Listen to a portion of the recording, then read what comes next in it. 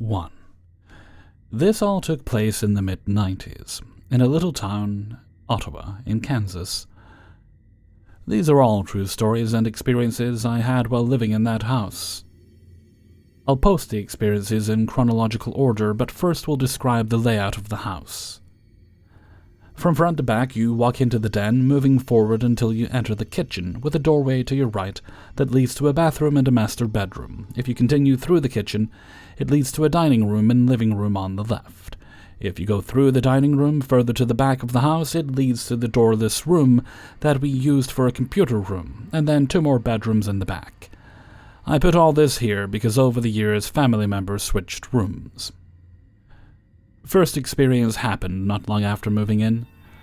At that time, my mom had started a new relationship, and we moved in with him. His mom also lived there, and she had the master bedroom at the front of the house. My mom and her new boyfriend had the room at the very back of the house, and I was in the room next to them. One night, I heard all my mom's music boxes start playing.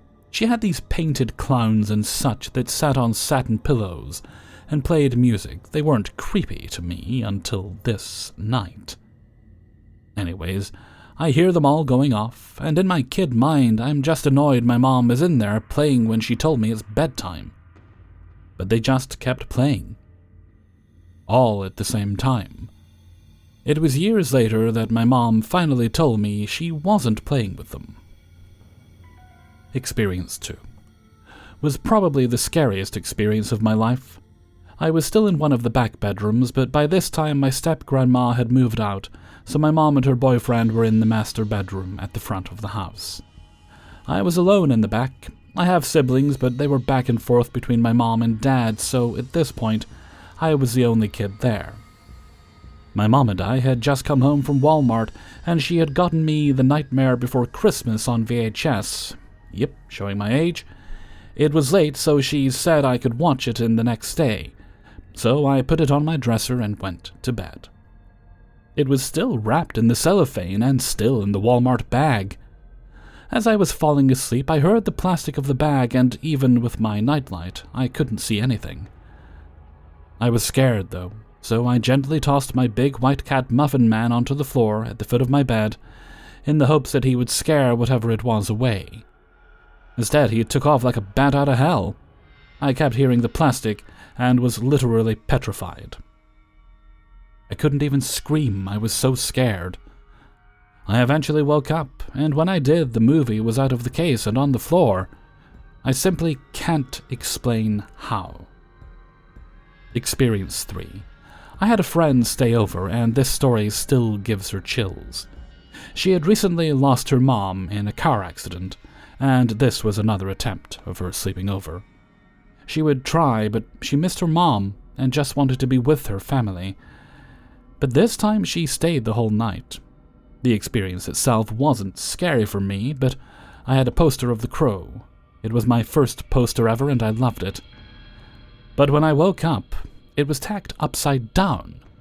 I wouldn't have done that to Brandon Lee, and when my friend saw, she turned white and never spent the night again. So I know it wasn't her.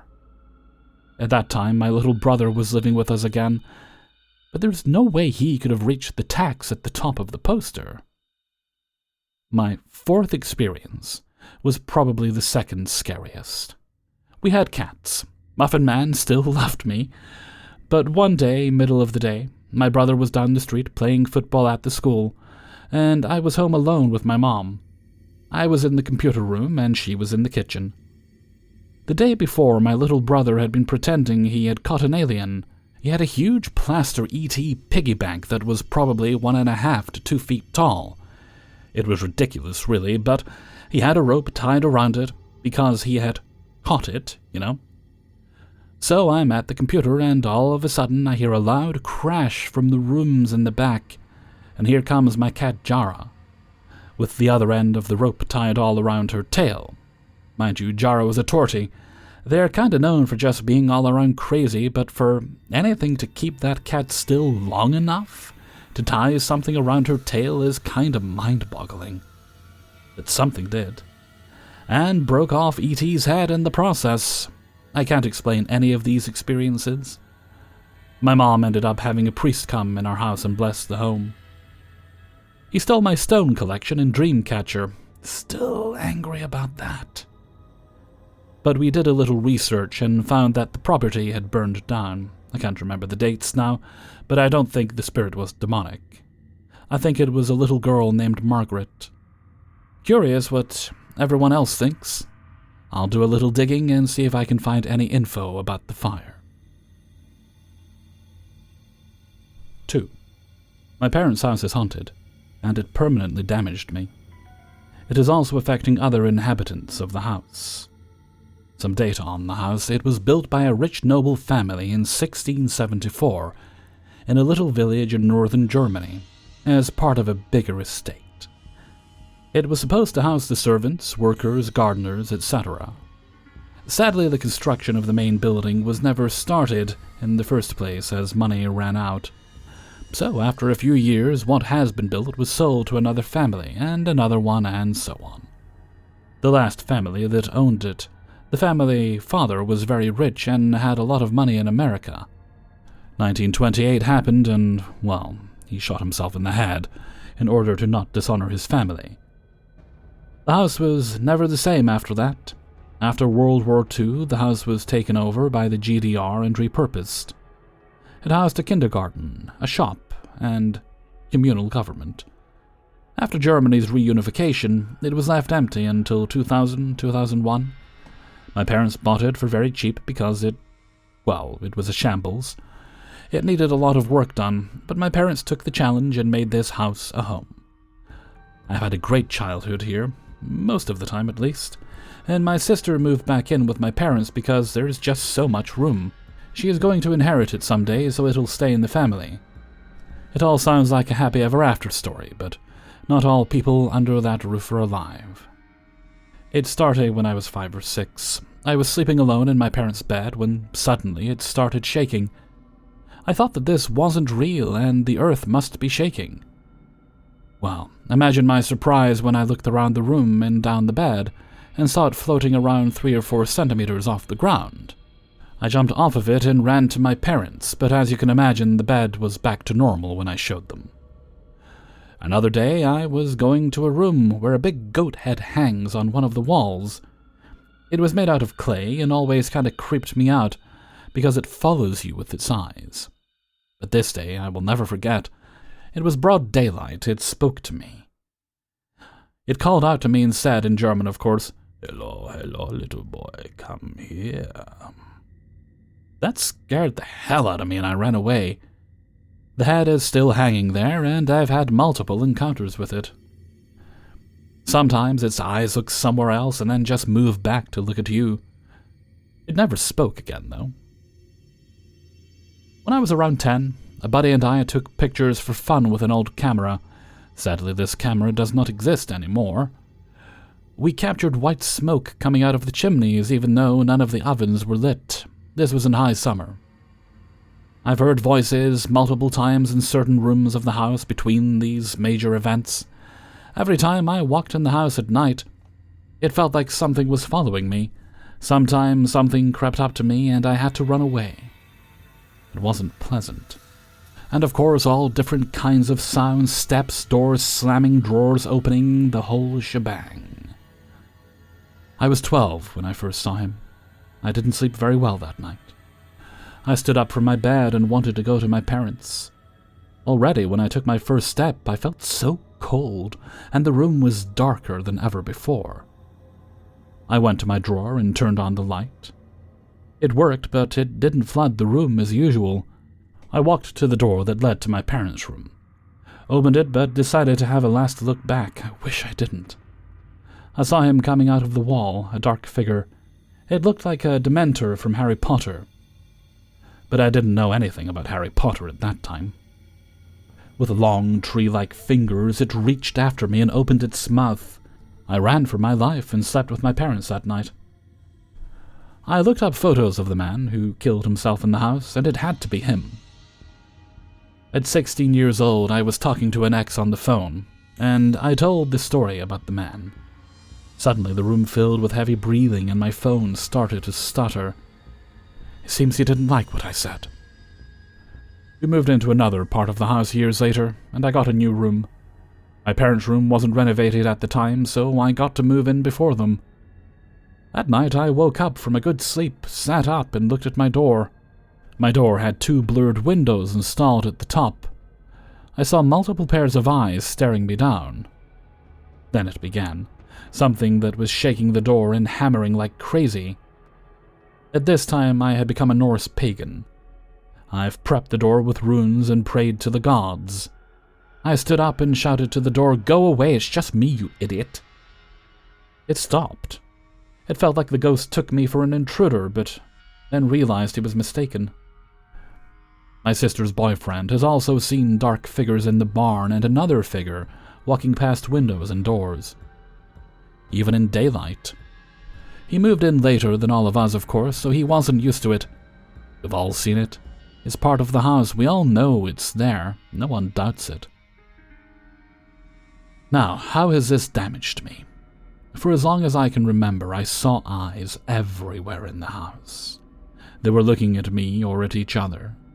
When there were many eyes, the energy was very bad and something was about to happen. I moved out about 1.5 years ago. My life has never been better. I don't see any weird stuff anymore anywhere. The building I live in now is clean, and I've smoked out my flat. Of course, this could all be in my head. Yes, maybe I am mentally ill. I don't know, it's not affecting me negatively right now. I've lived part at home, part in boarding school for 5 years until I graduated school. When I was in boarding school, I never saw anything. Only when I was in this house, or cemeteries. Should I see a therapist about all this? Do you think my parents should do something about the man? Thank you for listening. 3. Background. When still a young teenager, my family and I moved into an old farm. Nothing creepy or standing out, just an old farm. The main farmhouse was bigger than most average houses here, but not overly grand, and was divided in a ground floor and a first floor, with access to a storage under the roof.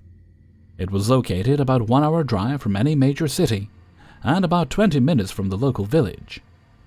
When we first moved in, the plan was that my little brother, 5 years younger, and myself would have to share the first floor by ourselves. First floor consisted of all that we could need: a living room, playroom, 3 bedrooms, toilet, bath, and semi-long hallway. Ground floor had the kitchen area, great living room, dining room, an office area, and a master bedroom connected to the toilet and bath. For context, my father was a great man, and a no-bull, see-it-to-believe-it kind of type. Even though my family have never denied spirits, fey creatures, or gods, we like to turn to our logic before turning anywhere near the unexplainable, because most things can be explained by wind, temperature, weather, etc.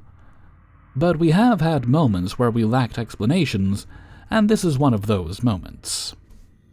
And please, if anyone has any idea how sound of footsteps can appear as loud as your own, please explain, because I truly would like another explanation than "it was a ghost." Story. As I mentioned, it was a good place for a family of 4 to divide themselves into. But already from day one, no one, not even my father, wanted to go upstairs. When you stood at the stairs, you looked up, you just felt unwelcome, like you were in the wrong part of town kind of feeling. At first we tried going up there, my brother and I, but we couldn't be there for more than a few minutes without bolting downstairs again, like someone was after us. So despite the whole first floor being empty, we rather wanted to stay in the office and sleep on our makeshift beds. My parents didn't even want to use the first floor for boxes because they were all just piled up against the wall in the office and living room. Life goes on despite a creepy part of the house, and a week later, we were all gathered in the living room for some TV time. We always did this, once a week at least. It was a nice, relaxing time. Until suddenly we heard footsteps above us from the hallway, and we were all just sat listening, kind of disbelieving it, and kind of wondering if someone had gotten in through a window. My father made a shh sign for his mouth and got up from his chair, grabbed his sword. I guess he wanted to give whoever it was up there a good scare.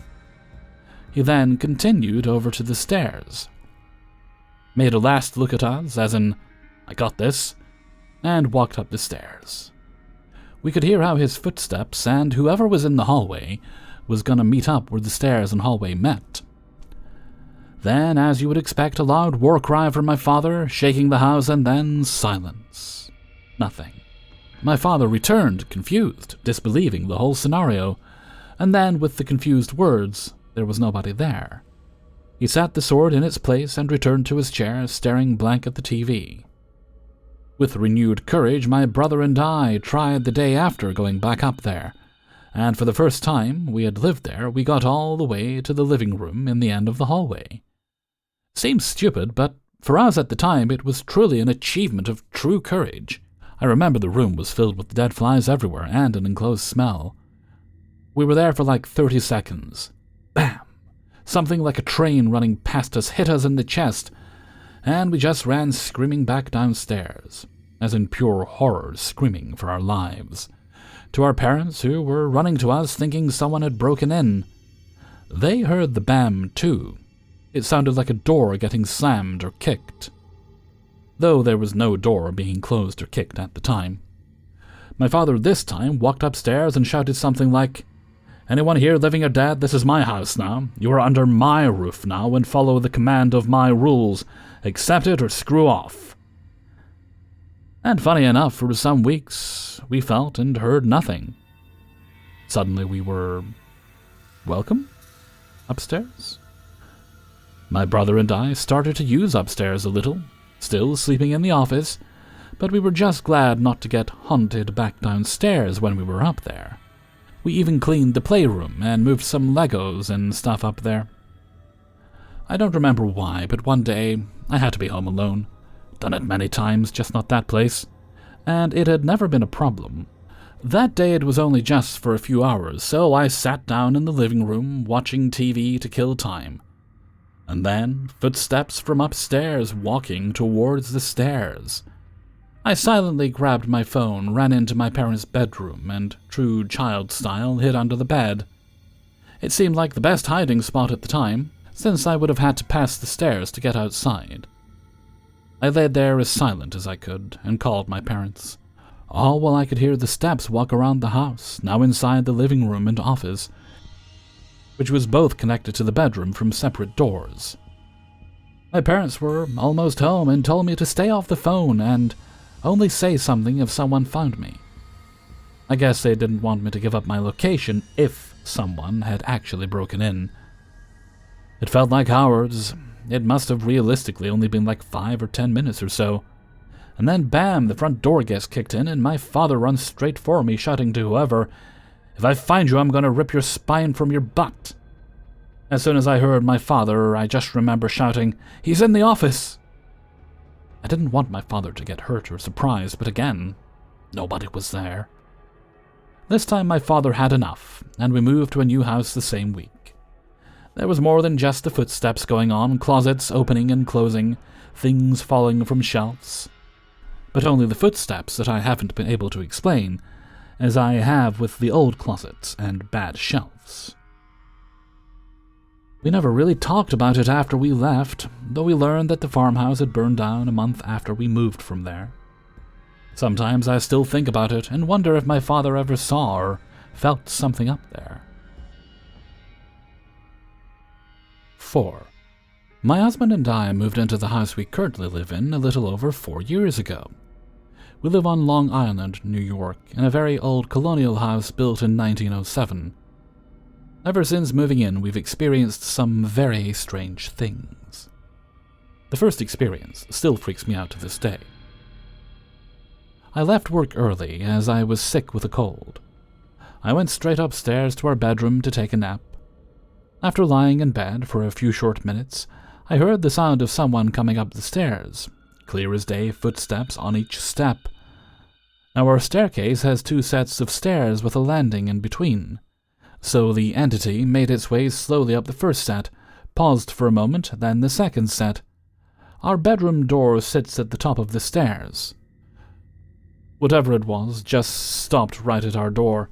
I rationalized it as my husband coming home from work, but it didn't make sense, as he wouldn't be due to come home for another hour and a half. And in my heart I knew it wasn't him. I genuinely got such a scared feeling, my entire body stiffened up, and all of my senses heightened. Later, when my husband did come home, I asked him if he came home early and then maybe went downstairs again, and told him what I heard. He said that no, he just got home, but he didn't quite believe me. Well, about a month later, he experienced the same thing. He was home from work, alone, and laid down to take a nap, when he heard footsteps coming up the stairs. He then started believing we weren't alone in the house.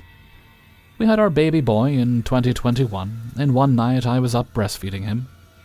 I used to go downstairs to our living room so my husband could sleep as he went back to work after paternity leave.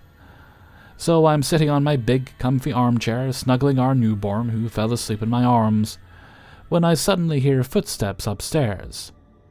Clear as day, footsteps in our upstairs hallway. I freeze and listen carefully, knowing that I didn't hear our bedroom door open, so it couldn't be my husband. Oddly enough, about 10 minutes later, my husband gets up to use the bathroom, and I call up to him and ask if he was up before, to which he said no, he just got up then to go to the bathroom. I was so creeped out I refused to breastfeed downstairs anymore, and only did it in our bedroom from then on. The last big thing that happened was my mom, who lives out of state, was coming to visit and babysat for us, to give us our first official date night out since having our son. We got home after dinner and my mom looked horrified. She said that she was sitting in the rocking chair while my son was asleep in her arms, when suddenly she heard footsteps outside the bedroom door, and then 3 loud bangs against it like someone was banging their fists against it angrily. She said she jumped right up and opened the door to check, but no one was there. She anxiously waited our arrival back, and has been afraid to stay with us ever since. Since then, we've experienced little things here and there, but it seems the activity has died down. My son is older now, and has told us that the walls in his room talk to him, which creeped us out. But we chalked it up to overactive toddler imagination. I'm honestly glad that nothing has really happened since, as it sincerely freaks me out, and I don't want my son getting scared either. I also wanted to add one more thing that may or may not be related to what we have already experienced. One day, a few months ago, we were eating dinner with my son, and out of nowhere he tells us, "I played with Grandpa yesterday." So we assumed he meant my dad, as my husband's father unfortunately passed away several years ago. When I asked him what he meant, because we haven't seen my dad in a while, he said, "No, not that Grandpa, my other Grandpa." My husband and I looked at each other and asked him what this Grandpa looked like. He said he looks like a girl with long hair and he had wings and flew up to the sky. My husband's dad was a musician and had long hair all his life. I kid you not, we were so freaked out, but also relieved? Like maybe this ghost was his grandpa looking out for us. I'm not sure, but it was one of the craziest things to happen. 5. When I was a child in the early 90s, my family was poorish. Lower middle class, most definitely. As a young boy around 5, my mother would frequently crack the window to cool my bedroom at night, or at least make it breathable. Frequently throughout my childhood, I would hear tapping at my window, and it would wake me up. I would lay there still, pretending to be asleep. I'd hear a voice say my name over and over. It would be my mother's voice asking, almost begging me to open the window so she could get inside. I would never do so. I listened. "Ryan, come on, it's dark. Open the window so I can get inside." There was one occasion, as a child, when my mom locked herself out. I was inside and she asked me to open the window and she simply slid the screen off. But that was during the day, maybe about 2 p.m. That one occasion seeped into my mind as I heard my mother's voice plead with me to open the window in the dead of night so she could get back inside. I just laid there. Guilt would sometimes take over, but I would just lay there. The voice would go from begging to angry, telling me I'd be in trouble when she finally got inside if I didn't open the window. But I would never budge. As I grew older, the tapping and voices continued. Sometimes the voices would change and become that of my friends in the neighborhood. As I grew older, I began interacting with the voice, telling it, "I know you're not my mom," or "I know you're not Andrew." I never knew what was begging me to come inside. As I entered elementary school, my parents had central air installed, and opening the window became a thing of the past. As did the voices, or so I thought. When I was in 3rd grade in 1999, I was playing in my room, and there was a tap on the window. It was my mom. She told me, "Come here and look at this." It was 4:30 in the afternoon, and I had just returned from school not long before. I thought nothing of it and began to head outside. As I walked through the living room, my mom was in the kitchen. I approached and began talking to her. I started to walk outside and hung around in the doorway, waiting for her. She seemed preoccupied with something in the kitchen. I asked her what she wanted to show me, and she had zero clue what I was talking about. I was going to argue, but I decided not to. Nothing else like that happened for a very long time. No voices, nothing. In 2010, when I was 19, my mother passed away. I still lived at home, and it was just me and my dad. I was in the backyard mowing one day, and as I released the bar, letting the motor shut off, I heard my mother's voice shouting my name. It was clear as day, but it felt like it was within the yard. I told my dad, and he simply attributed it to being my mother's spirit checking on me from the other side, and I shouldn't be afraid to interact. I nodded and simply moved on. It's 2024 now, 14 years after my mother's passing. My mom and dad both shared a birthday in April, within days of each other. On the weekend of my mom's birthday, I went home to visit my dad for both of their birthdays. He wasn't there when I got to his house. He was at the cemetery, placing flowers. I called him on his cell, and he told me he'd be home soon. I decided to wait. I had my dog with me, who really liked my dad and was familiar with his house. She didn't want to be there. I opened the side gate to get into my dad's fenced-in yard, and she didn't want to follow. I tried to coax her by taking her off her harness, and she just sat. As I looked down at her, plain as day, I heard my mother's voice call my name again. I had immediate goosebumps and looked down at my dog, whose ears were perked as she glanced into the yard. I walked back to my car and waited for my dad. I said nothing to him. Hey everybody, Hellfreezer here, and thank you very much for listening to Paranormal Stories, episode 374, and thank you very much to everybody who allowed me to use their stories in this video. And before you go, please do hit the like button and share the video with friends and family. If you'd like early access to these videos, you can support me on my Patreon page, which is linked in the description. You'll also find a link there to the Hellfreezer merchandise store on Teespring, as well as a link to the Hellfreezer Discord if you'd like to join us there. And if you really enjoyed today's video, you can of course always leave a tip by clicking on the heart with a $sign underneath the video. And while none of that is ever required, I do very much appreciate it. Okay, let's move right along to Hellfreezer's question of the day. And today's question is, what is your favorite adaptation of a novel or a game or just something that's been taken from its original media and adapted into another format? I mention this because I finished it now. I watched it fairly quickly over about a week, but I really enjoyed the Fallout TV series adaptation. Well, say adaptation, it's a continuation of the story. It's set in the same universe, in the same continuity. But it just did it so well. For me, everything hit. I understand some people have complaints, and I think they're fair complaints, I just don't agree with them. But it worked for me on every level, and I think it's a really good example of an adaptation respecting the source material and introducing enough new elements to keep things feeling exciting and fresh for newer viewers. So why don't you let me know what your answers are in a comment below. And before we go, let's have the answer of the day from a previous video. And I think this question was in relation to how often do you make gravy from scratch? And today's answer comes from Procrastinator9. I'm old. I worked at KFC back in the 1980s. I was the cook. We used to make gravy from scratch from the sludge at the bottom of the pressure cooker we used for the original recipe. It was so good. Nowadays, KFC gravy is a flavorless, boring thing that tastes like school cafeteria food. Really takes away any reason to go there. But I'm sure the shareholders like the profit increase selling crappy food allows them to earn. No doubt that's true, procrastinator. All about profit, never about product, is it? That's not just with KFC, that goes with so many things. Thank you very much for your answer. And with that, I'm going to head off for now, so until next time, thank you very much for listening, and take very good care of yourselves.